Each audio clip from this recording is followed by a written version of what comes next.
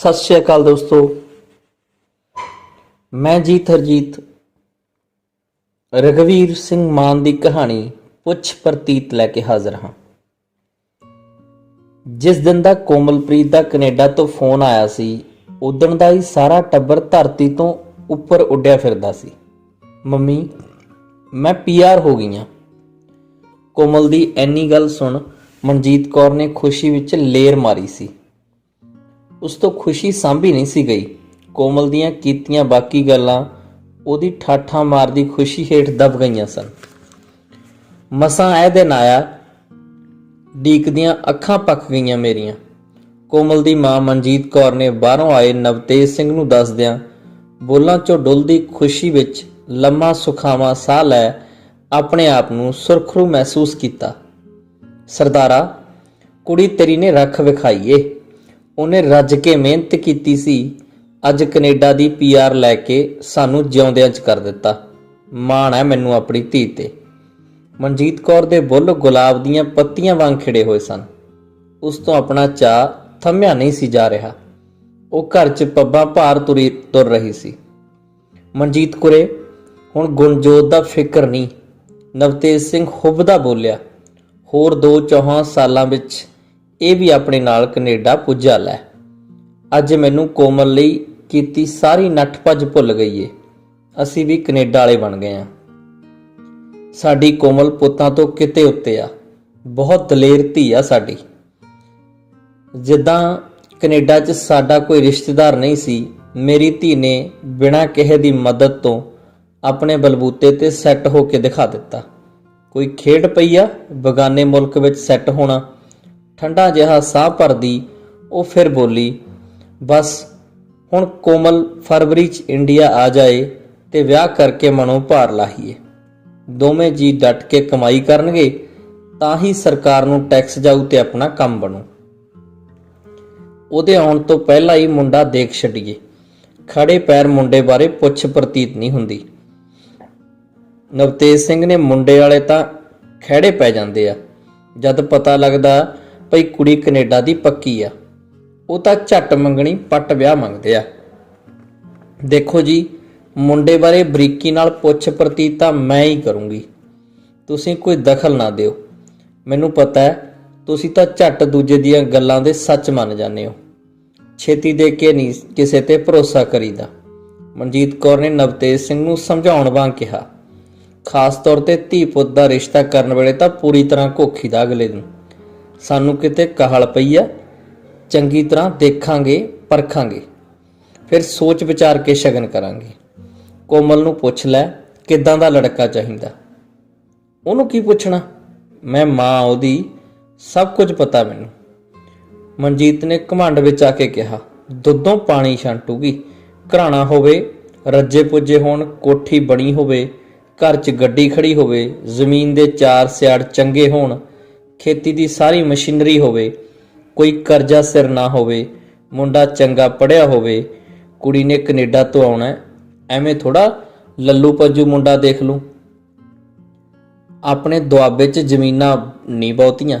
ਨਾਲੇ ਮਨਜੀਤ ਕੁਰੇ, ਮੁੰਡੇ ਨੇ ਕਿਹੜਾ ਆ ਕੇ ਜ਼ਮੀਨ ਵਾਹੁਣੀ ਆ। ਜਿਹੜਾ ਇੱਕ ਵਾਰ ਚਲੇ ਜਾਂਦਾ ਮੁੜ ਕੇ ਆਉਂਦਾ ਕਿਤੇ। ਬੇਸ਼ੱਕ ਨਹੀਂ ਵਾਹੁਣੀ, ਕਿਸੇ ਦਿਨ ਜ਼ਮੀਨ ਦੀ ਵੰਡ ਪਊ, ਵਧੀਆ 4 ਸਿਆੜ ਮੁੰਡੇ ਦੇ ਹਿੱਸੇ ਆਉਣਗੇ, ਵੇਚ ਵੱਟ ਕੇ ਕੈਨੇਡਾ 'ਚ ਆਪਣੀ ਜਾਇਦਾਦ ਬਣਾ ਲੈਣਗੇ। ਨਵਤੇਜ ਸਿੰਘ ਨੇ ਕੁਝ ਨਾ ਬੋਲਿਆ। ਮਨਜੀਤ ਕੌਰ ਦੇ ਮੂੰਹ ਵੱਲ ਹੈਰਾਨੀ ਨਾਲ ਵੇਖਣ ਲੱਗਾ। ਘਰ-ਬਾਰ ਸਭ ਕੁਝ ਬਣਿਆ ਹੋਊ ਤਾਂ ਮੁੰਡੇ ਨੂੰ ਪਿੱਛੇ ਨਾ ਵੇਖਣਾ ਪਊ। ਜੇ ਮੁੰਡਾ ਪਿੱਛੇ ਦਾ ਹੀ ਬਣਾਉਂਦਾ ਰਿਹਾ ਤਾਂ ਮੇਰੀ ਧੀ ਖਾ ਕੇ ਹੰਢਾ ਕੇ ਕਦ ਦੇਖੂ।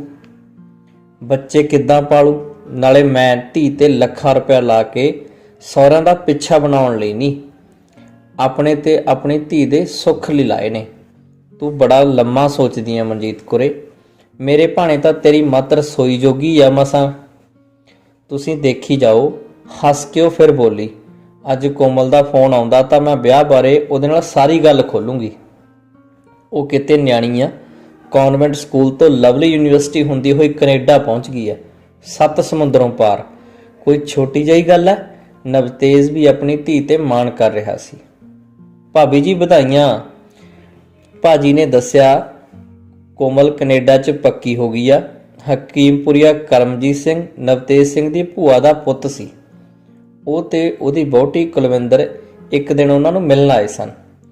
ਭੈਣ ਜੀ, ਹੁਣ ਤਾਂ ਤੁਸੀਂ ਵੀ ਪ੍ਰਾਹੁਣੇ ਹੀ ਹੋ, ਦੇਖ ਲਿਓ ਛੇਤੀ ਸੱਦ ਲੈਣਾ ਕੋਮਲ ਨੇ ਤੁਹਾਨੂੰ, ਕੁੜੀ ਛੋਲੀ ਆ, ਕੁਲਵਿੰਦਰ ਬੋਲੀ। ਕਰਮਜੀਤ, ਕੋਮਲ ਸਿਆਲ 'ਚ ਇੰਡੀਆ ਆਊ, ਮਨਜੀਤ ਕੌਰ ਨੇ ਕੁਝ ਦੇਰ ਬਾਅਦ ਉਸ ਵੱਲ ਸੰਜੀਦਗੀ ਨਾਲ ਦੇਖਦੀ ਨੇ ਕਿਹਾ। ਕਿਸੇ ਮੁੰਡੇ ਦੀ ਦੱਸ ਪਾ, ਜੇ ਕੋਈ ਜਾਣਕਾਰ ਹੋਵੇ ਤਾਂ। ਅਸੀਂ ਕੋਮਲ ਦੇ ਆਉਣ ਤੋਂ ਪਹਿਲਾਂ ਮੁੰਡੇ ਤੇ ਉਹਦੇ ਪਰਿਵਾਰ ਬਾਰੇ ਚੰਗੀ ਤਰ੍ਹਾਂ ਪੁੱਛ ਪ੍ਰਤੀਤ ਕਰਨੀ ਆ। ਘੋਖ ਪਰਖ ਕੇ ਫਿਰ ਕੁੜੀ ਦਾ ਰਿਸ਼ਤਾ ਕਰੂ। ਕੋਈ ਨਾ, ਮੈਂ ਨਿਗਾਹ ਮਾਰਦਾ ਜਾਣਕਾਰਾਂ 'ਚ, ਕੋਈ ਨਾ ਕੋਈ ਮੁੰਡਾ ਤਾਂ ਮਿਲ ਹੀ ਜਾਣਾ। ਪਰ ਭਾਬੀ ਜੀ, ਮੇਰੇ ਤੇ ਭਰੋਸਾ ਕਰਿਓ, ਕਰਮਜੀਤ ਨੇ ਹੱਸ ਕੇ ਕਿਹਾ। ਨਾ ਵੇ ਦਿਉਰਾ, ਮੈਂ ਨਹੀਂ ਕਿਸੇ ਤੇ ਭਰੋਸਾ ਕਰਦੀ, ਮਨਜੀਤ ਕੌਰ ਠੀਕ ਹੋ ਕੇ ਬੈਠਦੀ ਕੋਰਾ ਬੋਲੀ। ਕਰਮਜੀਤ ਝੇਪ ਗਿਆ। ਆਪ ਕਰੂੰ ਸਾਰੀ ਇਨਕੁਆਇਰੀ, ਜਦੋਂ ਮੈਨੂੰ ਯਕੀਨ ਹੋ ਗਿਆ ਫਿਰ ਕਰੂੰ। ਹਾਂ, ਕੁਲਵਿੰਦਰ ਨੇ ਉਹਦੇ ਵੱਲ ਹੈਰਾਨੀ ਨਾਲ ਦੇਖਿਆ। ਆਪਾਂ ਕੋਮਲ ਦਾ ਰਿਸ਼ਤਾ ਲਖਪੁਰ ਵਾਲੇ ਸੁਰਖਪੁਰ ਸਿੰਘ ਦੇ ਮੁੰਡੇ ਬਰਜੀਤ ਨੂੰ ਨਾ ਕਰਾ ਦਈਏ? ਕਰਮਜੀਤ ਨੇ ਇੱਕ ਦਿਨ ਘਰ ਬੈਠਿਆਂ ਕੁਲਵਿੰਦਰ ਨਾਲ ਸਲਾਹ ਕੀਤੀ। ਦੋਵੇਂ ਹਾਣ ਪ੍ਰਵਾਨ ਆ, ਮੁੰਡਾ ਸੋਹਣਾ ਸੁਨੱਖਾ ਤੇ ਪੜ੍ਹਿਆ ਲਿਖਿਆ, ਘਰ-ਬਾਰ ਵੀ ਸੋਹਣਾ, ਆਲੀਸ਼ਾਨ ਕੋਠੀ ਹੈ, ਵੱਡੀ ਸਾਰੀ ਗੱਡੀ ਹੈ, ਪਰਿਵਾਰ ਵੀ ਠੀਕ ਹੈ, ਕੰਮਕਾਰ ਵੀ ਵਧੀਆ, ਜਿਹੋ ਜਿਹਾ ਮਨਜੀਤ ਭਾਬੀ ਚਾਹੁੰਦੀ ਹੈ ਉਹੋ ਜਿਹਾ ਹੀ ਹੈ ਸਾਰਾ ਕੁਝ। ਹਾਂ, ਉਹ ਮੁੰਡਾ ਠੀਕ ਹੈ, ਤੁਸੀਂ ਗੱਲ ਚਲਾਓ। ਕੁਲਵਿੰਦਰ ਨੇ ਖੁਸ਼ ਹੁੰਦਿਆਂ ਹਾਮੀ ਭਰੀ। ਲਖਪੁਰ ਵਾਲਾ ਸੁਰਮੁਖ ਸਿੰਘ ਤੇ ਕਰਮਜੀਤ ਇੱਕ ਤਰ੍ਹਾਂ ਦੋਸਤ ਸਨ, ਪਰ ਦੋਸਤੀ ਗੂੜੀ ਰਿਸ਼ਤੇਦਾਰੀ ਵਾਂਗ ਸੀ। ਉਹ ਇੱਕ ਦਿਨ ਆਪਣਾ ਵਿਹਲਾ ਕੱਢ ਕੇ ਦੋਵੇਂ ਲਖਪੁਰ ਗਏ। ਉਹਨਾਂ ਵਰਜੀਤ ਦੇ ਰਿਸ਼ਤੇ ਦੀ ਗੱਲ ਚਲਾਈ। ਦੇਖ ਕਰਮਜੀਤ, ਸੁਰਮੁਖ ਸਿੰਘ ਤੇ ਕੁਲਵੀਰ ਕੌਰ ਦੋਵੇਂ ਉਹਨਾਂ ਕੋਲ ਬੈਠੇ ਸਨ। ਸਾਨੂੰ ਕੈਨੇਡਾ ਦੀ ਭੁੱਖ ਨਹੀਂ, ਪਰ ਜੇ ਕੋਈ ਚੰਗੇ ਘਰਾਣੇ ਦੀ ਬਾਹਰ ਗਈ ਲੜਕੀ ਹੋਵੇ ਤਾਂ ਕਰ ਲਾਂਗੇ। ਸਾਨੂੰ ਲੜਕੀ ਚਾਹੀਦੀ ਆ ਆਪਣਾ ਤਾਲੀ, ਮਿੱਠ ਬੋਲੜੀ, ਉੱਚੀ ਲੰਮੀ, ਸੋਹਣੀ ਸੁਨੱਖੀ, ਪੜ੍ਹੀ ਲਿਖੀ, ਇੱਜ਼ਤ ਵਾਲੀ, ਘਰ 'ਚ ਤੁਰਦੀ ਫਿਰਦੀ ਜੱਚਦੀ ਹੋਵੇ। ਮੁੰਡਾ ਦੇਖ ਤੇਰੇ ਸਾਹਮਣੇ ਹੀ ਆ, ਦੇਖ ਲਾ, ਕੋਈ ਨੁਕਸਾ ਤਾਂ ਹੁਣ ਦੱਸ ਦੇ। ਸੁਰਮੁਖ ਸਿੰਘ ਨੇ ਵਰਜੀਤ ਵੱਲ ਇਸ਼ਾਰਾ ਕੀਤਾ। ਵਰਜੀਤ ਮੁੱਛ ਪੁੱਟ ਗੱਭਰੂ ਸੀ, ਉਹਦੇ ਹਲਕੀ ਹਲਕੀ ਦਾੜੀ ਉਤਰ ਰਹੀ ਸੀ, ਕੱਦ ਲਗਭਗ ਪੌਣੇ 6 ਫੁੱਟ, ਰੰਗ ਗੁਲਾਬੀ, ਗੱਲਾਂ ਸੇਬ ਵਰਗੀਆਂ ਲਾਲ, ਪੋਲੇ ਪੋਲੇ ਹੱਥ, ਹੁੰਦੜ ਹੇਲ, ਦੇਖਿਆ ਭੁੱਖ ਲੈਂਦੀ ਸੀ। ਸਾਨੂੰ ਤੇਰੇ ਤੇ ਭਰੋਸਾ, ਬਾਕੀ ਸਾਡਾ ਕੋਈ ਲੁਕ ਲਵਾ ਨਹੀਂ, ਸਭ ਕੁਝ ਤੇਰੇ ਸਾਹਮਣੇ ਆ, ਤੂੰ ਆਪ ਦੇਖ ਪਾਖ ਲੈ, ਜਿੱਥੋਂ ਮਰਜ਼ੀ ਚਾਹੇ ਸਾਡੇ ਬਾਰੇ ਪੁੱਛ ਲਈ, ਸਾਨੂੰ ਕੋਈ ਡਰ ਡੋਕਰ ਨਹੀਂ, ਸੁਰਮੁਖ ਸਿੰਘ ਨੇ ਨਿਸ਼ੰਗ ਹੋ ਕੇ ਕਿਹਾ। ਕਰਮਜੀਤ ਨੇ ਕੋਮਲ ਦੇ ਹੁਲੀਏ ਬਾਰੇ ਸਾਰਾ ਕੁਝ ਸੁਰਮੁਖ ਸਿੰਘ ਤੇ ਕੁਲਵੀਰ ਕੌਰ ਨੂੰ ਦੱਸਿਆ। ਗੱਲ ਉਹਨਾਂ ਦੇ ਮਨ ਲੱਗੀ। ਸਾਡੀ ਮਨਜੀਤ ਭਾਬੀ ਕੁਛ ਚੁਸਤਾ, ਘਰ 'ਚ ਉਹਦੀ ਚੱਲਦੀ ਆ, ਉਹ ਕਹਿੰਦੀ ਆ ਸਾਰੀ ਇਨਕੁਆਇਰੀ ਮੈਂ ਕਰੂੰ, ਜੇ ਮੇਰੀ ਤਸੱਲੀ ਹੋਈ ਤਾਂ ਹਾਂ ਕਰੂੰ। ਕਰਮਜੀਤ ਨੇ ਝੱਕਦੇ ਜਿਹੇ ਕਿਹਾ। ਜੀ ਸਦਕੇ ਕਰੇ, ਪਿੰਡੋਂ ਜਿੱਥੋਂ ਮਰਜ਼ੀ ਪੁੱਛੇ, ਸਾਨੂੰ ਕੋਈ ਚਿੰਤਾ ਨਹੀਂ, ਸਾਥੋਂ ਬਾਹਰਾ ਪੁੱਛੇ ਫਿਰ ਸੱਚ ਦਾ ਪਤਾ ਲੱਗੂ। ਸੁਰਮੁਖ ਸਿੰਘ ਖੜਕ ਕੇ ਬੋਲਿਆ। ਪਹਿਲਾਂ ਮੁੰਡੇ ਤੇ ਘਰ-ਬਾਰ ਨੂੰ ਨਜ਼ਰ ਮਾਰ ਲਈਏ। ਜਦੋਂ ਕਰਮਜੀਤ ਨੇ ਕਮਾਲਪੁਰ ਜਾ ਕੇ ਨਵਤੇਜ ਸਿੰਘ ਤੇ ਮਨਜੀਤ ਕੌਰ ਨੂੰ ਕੋਮਲ ਲਈ ਮੁੰਡਾ ਦੱਸਿਆ ਤਾਂ ਉਹਨਾਂ ਕਿਹਾ, ਨਵਤੇਜ ਸਿੰਘ ਤੇ ਮਨਜੀਤ ਕੌਰ ਨੂੰ ਕੋਮਲ ਲਈ ਮੁੰਡਾ ਦੱਸਿਆ ਤਾਂ ਉਹਨਾਂ ਕਿਹਾ, ਜੇ ਗੱਲ ਮੰਨ ਲੱਗੀ ਤਾਂ ਮੁੰਡਾ ਕੁੜੀ ਦੀ ਫੋਟੋ ਇੱਕ ਦੂਜੇ ਨੂੰ ਦਿਖਾ ਦਿਆਂਗੇ, ਦੋਵੇਂ ਸਹਿਮਤ ਹੋਏ ਤਾਂ ਪੁਰਸ਼ ਪ੍ਰਤੀਤ ਸ਼ੁਰੂ ਕਰ ਲਵਾਂਗੇ। ਮਨਜੀਤ ਕੌਰ ਗੱਲ ਮੁਕਾਉਂਦੀ ਬੋਲੀ। ਇਸ ਸਲਾਹ ਨਾਲ ਦੋਵੇਂ ਧਿਰਾਂ ਰਾਜੀ ਹੋ ਗਈਆਂ।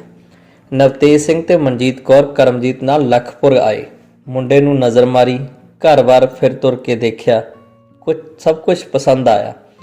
ਕੁੜੀ ਨੂੰ ਮੁੰਡੇ ਦੀ ਫੋਟੋ ਭੇਜ ਦਿੱਤੀ ਤਾਂ ਨਵਤੇਜ ਨੇ ਆਪਣੇ ਮੋਬਾਈਲ 'ਚੋਂ ਕੁੜੀ ਦੀ ਫੋਟੋ ਕਰਮਜੀਤ ਦੇ ਮੋਬਾਈਲ ਤੇ ਭੇਜ ਦਿੱਤੀ। ਉਸਨੇ ਅਗਾਂਹ ਮੁੰਡੇ ਦੇ ਪਰਿਵਾਰ ਨੂੰ ਭੇਜ ਦਿੱਤੀ। ਫੋਟੋਆਂ 'ਤੇ ਹੀ ਮੁੰਡੇ ਕੁੜੀ ਨੇ ਇੱਕ ਦੂਜੇ ਨੂੰ ਪਸੰਦ ਕਰ ਲਿਆ। ਭਰਾ ਜੀ, ਸਾਨੂੰ ਥੋੜ੍ਹਾ ਟਾਈਮ ਦਿਓ, ਅਸੀਂ ਆਪਣੀ ਤਸੱਲੀ ਕਰ ਲਈਏ, ਫਿਰ ਤੁਹਾਨੂੰ ਦੱਸਾਂਗੇ। ਨਵਤੇਜ ਸਿੰਘ ਨੇ ਸੁਰਮੁਖ ਸਿੰਘ ਨੂੰ ਕਿਹਾ, ਸ਼ਗਨ ਕੋਮਲ ਦੇ ਇੰਡੀਆ ਆਉਣ 'ਤੇ ਮੁੰਡੇ ਕੁੜੀ ਦੀ ਆਪਸੀ ਗੱਲਬਾਤ ਕਰਾ ਕੇ ਫਿਰ ਪਾਵਾਂਗੇ। ਮਨਜੀਤ ਕੌਰ ਨੇ ਸਿੱਧੀ ਗੱਲ ਕੀਤੀ। ਸਾਰੇ ਸਹਿਮਤ ਹੋ ਗਏ। ਕਈ ਦਿਨ ਬੀਤ ਗਏ। ਕਮਾਲਪੁਰੀਆ ਨੇ ਕੁਝ ਦੱਸਿਆ ਨਹੀਂ, ਕਿਤੇ ਉਹਨਾਂ ਦਾ ਮਨ ਨਾ ਬਦਲ ਗਿਆ ਹੋਵੇ। ਜਦੋਂ ਹਫ਼ਤਾ ਭਰ ਨਵਤੇਜ ਤੇ ਮਨਜੀਤ ਤੋਂ ਕੋਈ ਸੁਨੇਹਾ ਨਾ ਆਇਆ ਤਾਂ ਕਰਮਜੀਤ ਬੇਚੈਨ ਜਿਹਾ ਹੋ ਕੇ ਬੋਲਿਆ, ਆਪਾਂ ਜਾ ਆਉਂਦੇ ਉਹਨਾਂ ਕੋਲ। 100 ਸਲਾਹ ਹੁੰਦੀ ਆ, ਮੂੰਹੋਂ ਤੂੰ ਗੱਲ ਕਰਨੀ ਚੰਗੀ ਆ। ਇੱਦਾਂ ਦੀਆਂ ਗੱਲਾਂ ਫੋਨਾਂ ਤੇ ਥੋੜ੍ਹੀ ਹੁੰਦੀਆਂ। ਕੁਲਵਿੰਦਰ ਨੇ ਅੱਗਿਓਂ ਸਲਾਹ ਦਿੱਤੀ। ਉਹ ਦੋਵੇਂ ਕਮਾਲਪੁਰ ਪਹੁੰਚ ਗਏ। ਤੁਸੀਂ ਆਉਂਦੇ ਹੀ ਤਾਂ ਕੁਛ ਦੱਸਦੇ। ਸਾਡੀ ਕੁੜੀ ਕਿਹੜੀ ਰਹੀ ਹੋਈ ਆ, ਪਰ ਅਸੀਂ ਵਿਚੋਲੇ ਦੀਆਂ ਮਿੰਨਤਾਂ ਕਰਦੇ ਫਿਰੀਏ। ਮਨਜੀਤ ਕੌਰ ਗਰੂਰ ਜਿਹੇ ਵਿੱਚ ਬੋਲੀ। ਕਰਮਜੀਤ ਤੇ ਕੁਲਵਿੰਦਰ ਠਿੱਠ ਜਿਹੇ ਹੋਏ। ਉਹ ਮਨਜੀਤ ਕੌਰ ਦੇ ਮੂੰਹ ਵੱਲ ਵੇਖਦੇ ਹੀ ਰਹਿ ਗਏ। ਛੋਟੇ ਵੀਰ, ਕੁੜੀ ਨੇ ਕੈਨੇਡਾ ਤੋਂ ਆਉਣਾ, ਐਵੇਂ ਥੋੜ੍ਹਾ ਅੱਖਾਂ ਤੇ ਪੱਟੀ ਬੰਨ੍ਹ ਕੇ ਤੈਨੂੰ ਸ਼ਗਨ ਫੜਾ ਦੂੰ। ਮਨਜੀਤ ਕੌਰ ਬੈੱਡ ਤੇ ਖਿੱਲਰ ਕੇ ਬੈਠਦੀ ਹੋਈ ਬੋਲੀ। ਕਰਾਂਗੇ ਰਿਸ਼ਤਾ, ਪਰ ਟਣਕਾ ਕੇ ਕਰਾਂਗੇ, ਪੁੱਛ ਪਰਚੀਤ ਕਰਕੇ, ਜਦੋਂ ਐਨ ਤਸੱਲੀ ਹੋਊਗੀ। ਕਰਮਜੀਤ ਚੁੱਪ ਸੀ। ਕੁਲਵਿੰਦਰ ਛਿੱਥੀ ਜਿਹੀ ਪੈ ਗਈ। ਭੈਣ ਜੀ, ਮੁੰਡੇ ਬਾਰੇ ਪੁੱਛਣਾ ਗਿੱਛਣਾ ਤਾਂ ਬਣਦਾ ਹੀ ਆ, ਉਮਰਾਂ ਦੇ ਫੈਸਲੇ ਹੁੰਦੇ ਆ। ਕੁਲਵਿੰਦਰ ਨੇ ਹੌਸਲਾ ਕਰਕੇ ਕਿਹਾ। ਛੋਟੇ ਭਾਈ, ਜਦ ਤੱਕ ਮਨਜੀਤ ਦੀ ਤਸੱਲੀ ਨਾ ਹੋਈ ਮੈਂ ਹਾਂ ਨਹੀਂ ਕਰ ਸਕਦਾ। ਨਵਤੇਜ ਸਿੰਘ ਵੀ ਕੋਲ ਆ ਬੈਠਿਆ ਸੀ। ਉਸਨੇ ਮਨਜੀਤ ਦੇ ਮੋਢੇ ਤੇ ਹੱਥ ਰੱਖਿਆ। ਉਹ ਪਤੀ ਵੱਲ ਵੇਖ ਕੇ ਹੱਸ ਪਈ। ਦੱਸੋ ਭਾਬੀ ਜੀ, ਕੀ ਪੁੱਛਣਾ ਚਾਹੁੰਦੇ ਹੋ ਤੁਸੀਂ?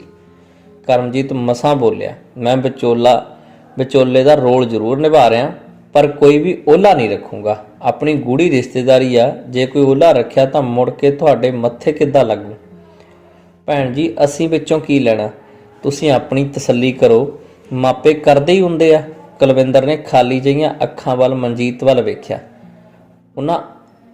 ਉਹਨਾਂ ਵਰਗਾ ਪਰਿਵਾਰ ਤਾਂ ਲਾ ਕੇ ਨਹੀਂ ਲੱਭਣਾ। ਇੰਨਾ ਰਿਜ਼ਕ ਆ ਉਸ ਘਰ 'ਚ, ਤਾਂ ਹੀ ਅਸੀਂ ਜ਼ੋਰ ਪਾਉਂਦੇ ਆ ਭਈ ਕੋਮਲ ਨੂੰ ਚੰਗਾ ਘਰ ਮਿਲ ਜਾਏ। ਕਰਮਜੀਤ, ਤੂੰ ਉਹਨਾਂ ਦੀ ਜ਼ਮੀਨ ਦਾ ਪਤਾ ਕਰ ਕਿੰਨੀ ਆ? ਦੋਹਾਂ ਭਰਾਵਾਂ ਨੂੰ ਕਿੰਨੀ ਆਉਂਦੀ ਆ? ਭਾਬੀ ਜੀ, ਜ਼ਮੀਨ ਦਾ ਮੈਨੂੰ ਪੱਕਾ ਪਤਾ 20 ਏਕੜ ਆ। ਮੇਰੇ ਤੇ ਯਕੀਨ ਕਰੋ, ਦੋਹਾਂ ਮੁੰਡਿਆਂ ਨੂੰ 10-10 ਏਕੜ ਆਉਂਦੀ ਆ। ਦੁਆਬੇ 'ਚ ਇੰਨੀ ਜ਼ਮੀਨ ਕਿਸੇ ਟੱਬਰ ਕੋਲ ਹੀ ਆ। ਮੈਨੂੰ ਤੇਰੇ ਤੇ ਯਕੀਨ ਆ। 20 ਛੱਡ ਭਾਵੇਂ 15 ਹੋਵੇ। ਜਵਾਨੀ ਕਲਾਮੀ ਨਹੀਂ, ਮੈਨੂੰ ਲਿਖਤੀ ਸਬੂਤ ਚਾਹੀਦਾ। ਮਨਜੀਤ ਨੇ ਕਰਾਰਾ ਜਿਹਾ ਕਿਹਾ। ਉਹਨਾਂ ਦੇ ਨਾਂ ਪਟਵਾਰੀ ਤੋਂ ਫਰਦ ਲਿਆ ਕੇ ਦਿਖਾ, ਫਿਰ ਸੱਚ ਆਊ। ਕਰਮਜੀਤ, ਗੁੱਸਾ ਨਾ ਕਰੀ, ਵਿਚੋਲਾ ਵਿੱਚੋਂ ਓਹਲਾ ਹੀ ਹੁੰਦਾ, ਪਰ ਤੁਸੀਂ ਓਹਲਾ ਨਹੀਂ ਰੱਖਣਾ ਚਾਹੁੰਦੇ। ਕੱਲ ਨੂੰ ਤੈਨੂੰ ਵੀ ਅਸੀਂ ਕੋਈ ਉਲਾਮਾ ਨਾ ਦੇ ਸਕੀਏ। ਮੈਂ ਤਾਂ ਦੁੱਧ ਦਾ ਦੁੱਧ ਤੇ ਪਾਣੀ ਦਾ ਪਾਣੀ ਕਰਨਾ ਚਾਹੁੰਦੀ ਹਾਂ। ਛੋਟੇ ਭਾਈ, ਮਨਜੀਤ ਠੀਕ ਕਹਿੰਦੀ ਹੈ।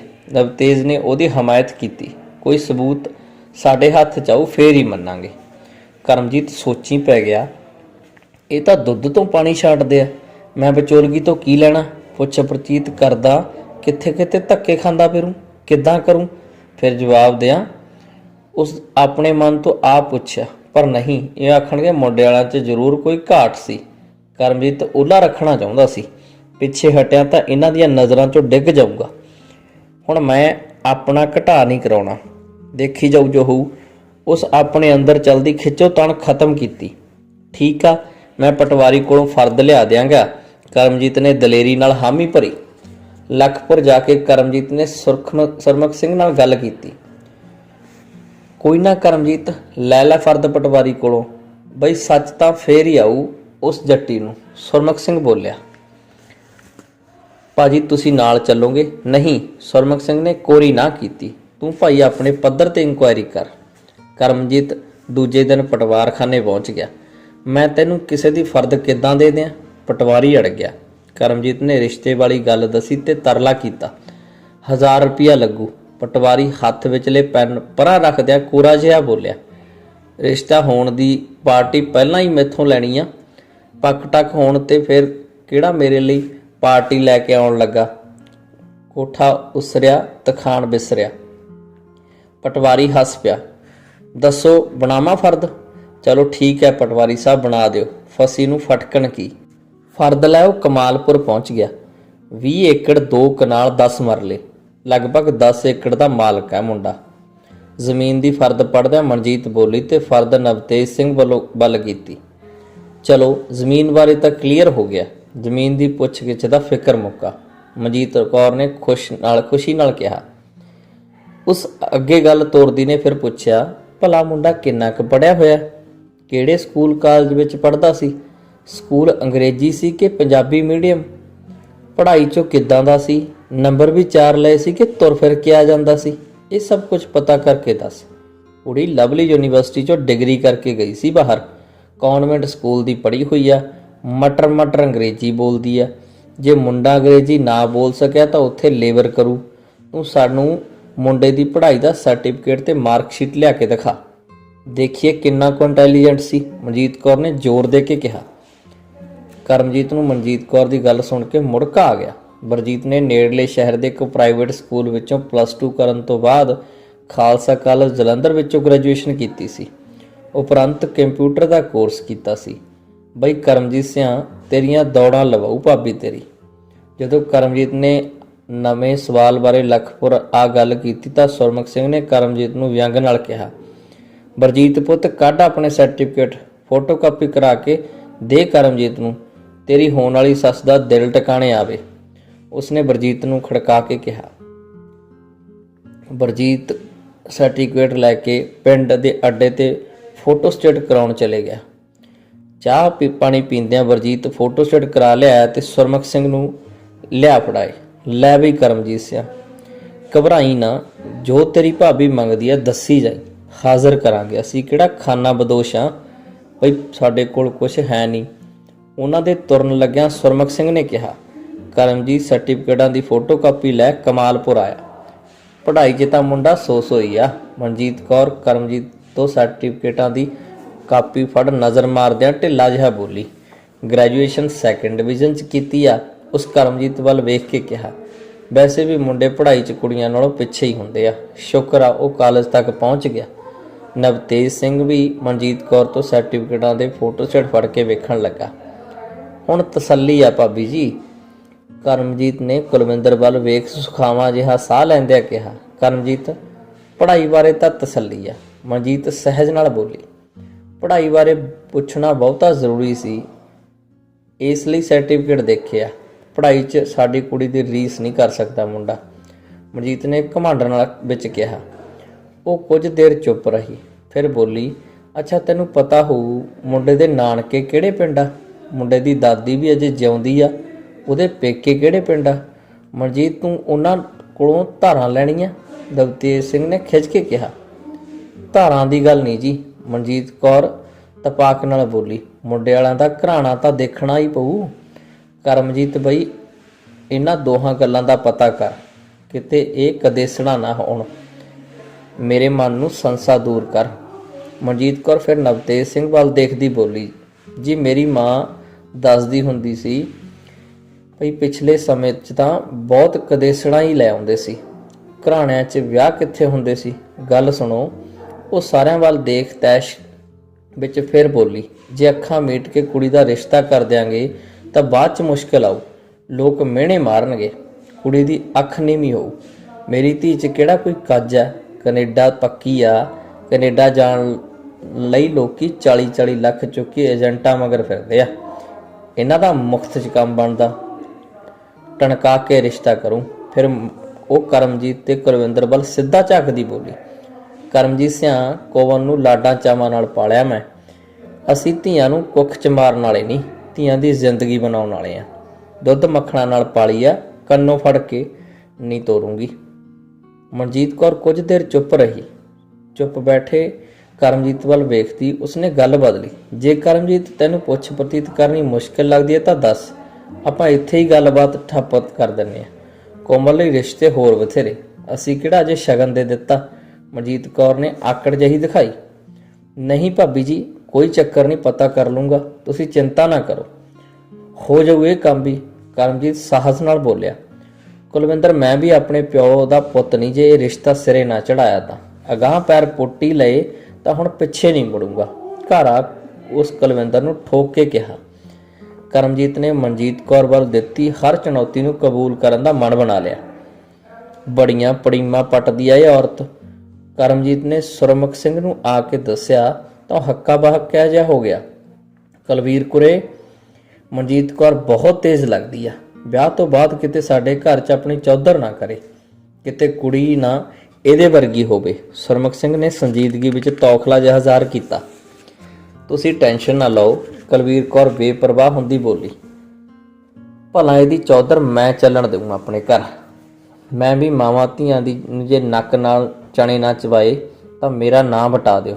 ਕੁਲਵੀਰ ਕੌਰ ਆਤਮ ਵਿਸ਼ਵਾਸ ਨਾਲ ਗਰੂਰ ਵਿੱਚ ਬੋਲੀ। ਸੁਰਮੁਖ ਸਿੰਘ ਨੇ ਕਰਮਜੀਤ ਨੂੰ ਆਪਣੇ ਸਹੁਰਿਆਂ ਅਤੇ ਨਾਨਕੇ ਪਰਿਵਾਰ ਦੇ ਮੁਖੀਆਂ ਦੇ ਨਾਮ ਦੱਸੇ। ਕਰਮਜੀਤ ਸਿੰਘ ਦੋਹਾਂ ਪਿੰਡਾਂ ਵਿੱਚ ਪਹੁੰਚ ਗਿਆ।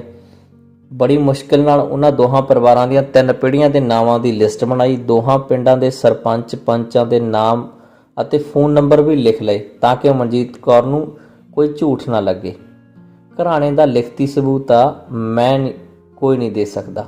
ਕਮਾਲਪੁਰ ਆ ਕੇ ਕਰਮਜੀਤ ਨੇ ਆ ਕੇ ਆਪਣੀ ਜੇਬ ਵਿੱਚੋਂ ਨਾਵਾਂ ਵਾਲਾ ਪੇਪਰ ਕੱਢਿਆ, ਪਰ ਇਹ ਨਾਵਾਂ ਦੀਆਂ 3 ਪੀੜ੍ਹੀਆਂ ਦੇ ਨਾਮ ਆ। ਦੋਹਾਂ ਪਿੰਡਾਂ ਦੇ ਸਰਪੰਚਾਂ ਦੇ ਫੋਨ ਨੰਬਰ ਵੀ ਆ, ਤੁਸੀਂ ਉਹਨਾਂ ਨੂੰ ਫੋਨ ਕਰਕੇ ਤਸੱਲੀ ਕਰ ਸਕਦੇ ਹੋ। ਇਸ ਵਾਰੀ ਕਰਮਜੀਤ ਨੇ ਵੀ ਟਣਕਾ ਕੇ ਕਿਹਾ, ਪੁੱਛਣਾ ਕੀ ਆ, ਤੇਰੇ ਤੇ ਯਕੀਨ ਨਾ ਕਰਮਜੀਤ, ਤੂੰ ਕੋਈ ਗੈਰ ਆ। ਮਨਜੀਤ ਕੌਰ ਨੇ ਨਾਵਾਂ ਦੀ ਲੰਬੀ ਲਿਸਟ ਪੜ੍ਹ ਕੇ ਢਾਲੀ ਪੈਂਦਿਆਂ ਕਿਹਾ। ਕਰਮਜੀਤ ਉਹਦੇ ਬਦਲੇ ਰਵੱਈਏ ਤੋਂ ਹੈਰਾਨ ਸੀ ਤੇ ਆਪਣੀ ਜਿੱਤ ਮਹਿਸੂਸ ਕਰ ਰਿਹਾ ਸੀ। ਮਨਜੀਤ ਕੌਰ ਨੇ ਨਾਵਾਂ ਵਾਲੀ ਲਿਸਟ ਪਾਸੇ ਰੱਖੀ, ਕੁਝ ਸੋਚਦੀ ਰਹੀ। ਅੱਛਾ, ਮੁੰਡਾ ਕੁਝ ਖਾਂਦਾ ਪੀਂਦਾ ਤਾਂ ਨਹੀਂ? ਮੇਰਾ ਮਤਲਬ ਨਸ਼ਿਆਂ ਤੋਂ। ਮਨਜੀਤ ਕੌਰ ਨੇ ਆਪਣੇ ਸਵਾਲ ਬਾਰੇ ਸਪਸ਼ਟ ਕਰਦਿਆਂ ਕਰਮਜੀਤ ਨੂੰ ਕਿਹਾ, ਕੁਝ ਨਹੀਂ ਖਾਂਦਾ ਪੀਂਦਾ, ਮੇਰੀ ਗਰੰਟੀ ਆ।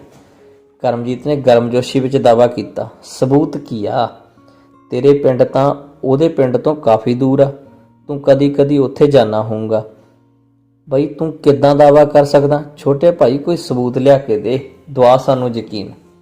ਨਵਤੇਜ ਸਿੰਘ ਨੇ ਮਨਜੀਤ ਕੌਰ ਦੀ ਹਾਂ ਵਿੱਚ ਹਾਂ ਮਿਲਾਈ। ਦੇਖ ਭਰਾਵਾ, ਕਿਸੇ ਦੀ ਸ਼ਕਲ ਤੋਂ ਨਹੀਂ ਪਤਾ ਲੱਗਦਾ ਵੀ ਅਗਲਾ ਕੁਝ ਖਾਂਦਾ ਕਿ ਨਹੀਂ। ਮਨਜੀਤ ਕੌਰ ਨੇ ਕਰਮਜੀਤ ਨੂੰ ਸਮਝਾਉਣ ਵਾਂਗ ਕਿਹਾ, ਉੱਪਰੋਂ ਤਾਂ ਸ਼ਕਲਾਂ ਸੋਹਣੀਆਂ ਹੀ ਹੁੰਦੀਆਂ, ਪਰ ਵਿੱਚੋਂ ਸਭ ਮੁੰਡੇ ਨਸ਼ਿਆਂ ਨਾਲ ਖੋਖਲੇ ਹੋਏ ਪਏ ਆ। ਹੁਣ ਤਾਂ ਮੁੰਡਿਆਂ ਨੂੰ ਗੱਭਰੂ ਕਹਿਣਾ ਵੀ ਗਲਤ ਆ, ਹੁਣ ਤਾਂ ਇਹਨਾਂ ਨੂੰ ਮੰਡੀਰ ਕਹਿਣਾ ਜੱਚਦਾ।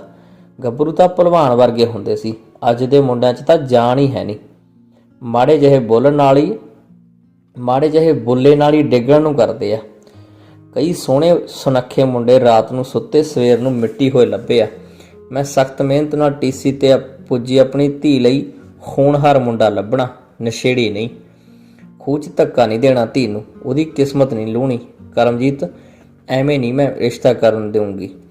ਮੈਂ ਵੀ ਮਨਜੀਤ ਕੌਰ ਆ, ਠੋਕ ਵਜਾ ਕੇ ਕਰੂੰ। ਅਸੀਂ ਕਿਸੇ ਗੱਲੋਂ ਕਾਣੇ ਹੈਗੇ? ਸਾਡੀ ਧੀ 'ਚ ਕੋਈ ਕੱਜ ਆ? ਕੈਨੇਡਾ ਦੀ ਪੱਕੀ ਆ, ਲੋਕ ਤਰਸਦੇ ਆ ਕੈਨੇਡਾ ਜਾਣ ਨੂੰ। ਕਰਮਜੀਤ ਸੁੰਨ ਹੋ ਗਿਆ, ਪਿੰਡ ਪਰਤ ਆਇਆ। ਲਖਪੁਰ ਤੁਹਾਡੇ ਕਾਲਜ ਇੱਕ ਕਲਾਸ ਫੈਲੋ ਰਹਿੰਦਾ, ਉਹਨੂੰ ਪੁੱਛੋ। ਘਰ ਆ ਕੇ ਕਰਮਜੀਤ ਨੇ ਫਿਕਰ ਵਿੱਚ ਕੁਲਵਿੰਦਰ ਨਾਲ ਗੱਲ ਕੀਤੀ ਤਾਂ ਉਹਨੇ ਅੱਗੋਂ ਸਲਾਹ ਦਿੱਤੀ, ਹਾਂ ਠੀਕ ਹੈ। ਕਰਮਜੀਤ ਹੌਸਲੇ 'ਚ ਹੋ ਗਿਆ। ਕਰਮਜੀਤ ਲਖਪੁਰ ਦੇ ਆਪਣੇ ਕਲਾਸ ਫੈਲੋ ਖੁਸ਼ਹਾਲ ਸਿੰਘ ਦੇ ਘਰ ਪਹੁੰਚ ਗਿਆ। ਉਹ ਟੀਚਰ ਲੱਗਾ ਹੋਇਆ ਸੀ। ਕਰਮਜੀਤ ਨੇ ਪਿੰਡ ਵਿੱਚ ਸੁਰਮੁਖ ਸਿੰਘ ਨਾਲ ਗੱਲ ਨਾ ਕਰਨ ਦਾ ਵਾਅਦਾ ਲੈ ਖੁਸ਼ਹਾਲ ਸਿੰਘ ਨੂੰ ਸਾਰੀ ਗੱਲ ਦੱਸੀ। ਸੁਰਮੁਖ ਸਿੰਘ ਤੇ ਖੁਸ਼ਹਾਲ ਸਿੰਘ ਦੀ ਆਪਸ ਵਿੱਚ ਗੂੜੀ ਬੋਲਚਾਲ ਸੀ। ਤੂੰ ਟੈਨਸ਼ਨ ਨਾ ਲੈ, ਮੈਂ ਤੇ ਪੁਸ਼ਪਿੰਦਰ ਤੇਰੇ ਨਾਲ ਕਮਾਲਪੁਰ ਚੱਲਦੇ ਆਂ। ਅਸੀਂ ਕੁੜੀ ਵਾਲਿਆਂ ਦੇ ਸਾਹਮਣੇ ਬੈਠ ਕੇ ਮੁੰਡੇ ਦੀ ਸ਼ਾਦੀ ਭਰ ਲਵਾਂਗੇ। ਖੁਸ਼ਹਾਲ ਸਿੰਘ ਨੇ ਉਹਦੀ ਸਾਰੀ ਚਿੰਤਾ ਦੂਰ ਕਰ ਦਿੱਤੀ। ਉਹ ਦੋਵੇਂ ਜੀ ਕਰਮਜੀਤ ਤੇ ਕੁਲਵਿੰਦਰ ਨਾਲ ਕਮਾਲਪੁਰ ਚਲੇ ਗਏ। ਉਸ ਟੱਬਰ ਦੀ ਤਾਂ ਕੋਈ ਰੀਸ ਨਹੀਂ ਜੀ, ਖੁਸ਼ਹਾਲ ਸਿੰਘ ਹਉਮੈ ਨਾਲ ਬੋਲਿਆ। ਉਹਨਾਂ ਦਾ ਟੱਬਰ ਤਾਂ ਸ਼ਰਾਬ ਨੂੰ ਹੱਥ ਤੱਕ ਨਹੀਂ ਲਾਉਂਦਾ। ਸ਼ਰਾਬ ਪੀਣੀ ਤਾਂ ਦੂਰ ਦੀ ਗੱਲ ਆ, ਨਾ ਕਦੇ ਕਿਸੇ ਰਿਸ਼ਤੇਦਾਰ ਨੂੰ ਪਿਲਾਉਂਦੇ ਦੇਖਿਆ। ਬੜਾ ਸਾਫ਼ ਸੁਥਰਾ ਪਰਿਵਾਰ ਆ ਜੀ। ਬਰਜੀਤ ਦੀ ਸੁਸਾਇਟੀ ਵੀ ਚੰਗੇ ਮੁੰਡਿਆਂ ਨਾਲ ਆ।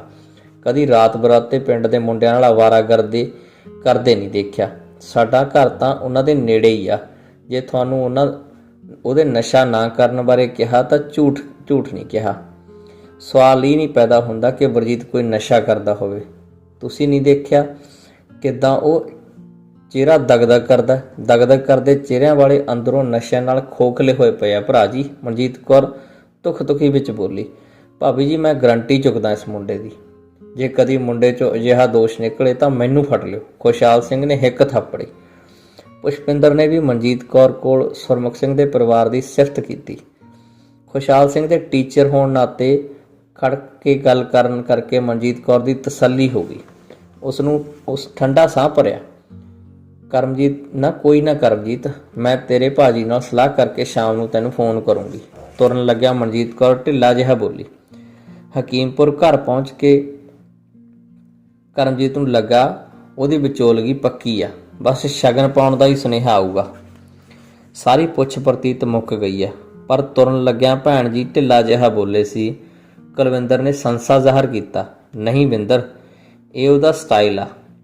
ਆਕੜ ਵੀ ਦਿਖਾਉਂਦੀ ਹੈ ਤੇ ਰਿਸ਼ਤਾ ਵੀ ਨਹੀਂ ਛੱਡਣਾ ਚਾਹੁੰਦੀ।